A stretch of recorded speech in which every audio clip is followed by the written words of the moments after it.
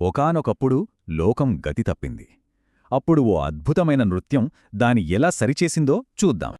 ఈ కథ మొదలయ్యేది పవిత్రమైన కైలాస పర్వతం మీద, హిమాలయాల ప్రశాంతతలో. అక్కడ శివుడు లోతైన ధ్యానంలో ఉన్నారు. సమయమే ఆగిపోయిందా అన్నంత ప్రశాంతంగా. కాని ఇక్కడి ప్రశాంతతకు భిన్నంగా భూమిమీద ఒక పెద్ద అలజడి మొదలైంది. మొదటగా జీవనాధారమైన నదులు నెమ్మదిగా ఎండిపోవడం మొదలయ్యింది.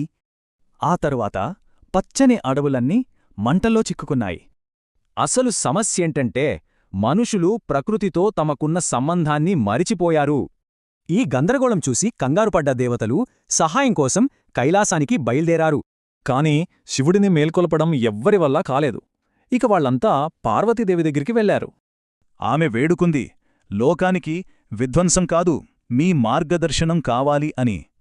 ఆమె పిలుపు విని శివుడు నెమ్మదిగా కళ్ళు తెరిచారు. అదొక అద్భుతమైన క్షణం.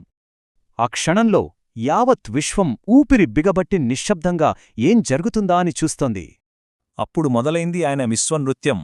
అదే తాండవం. అయితే ఇది విధ్వంసం కోసం కాదు, సమతౌల్యాన్ని తిరిగి తీసుకురావడానికి చేసిన నృత్యం. ఆయన అడుగులతో ఎండిన నదులు మళ్లీ ప్రవహించాయి. అడవులు పచ్చగా మారాయి. నృత్యం ముగిసేసరికి ప్రపంచమంతా మళ్లీ శాంతితో, ఒక కొత్త అవగాహనతో నిండింది.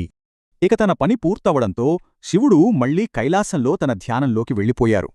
మరి ఈ కథ మనకు చెప్పేదేంటంటే, దారి తప్పినప్పుడు మన అంతరాత్మ చెప్పే మాట వినాలి. మరి మన జీవితంలో మన లోపల వినిపించే ఆ గొంతును మనం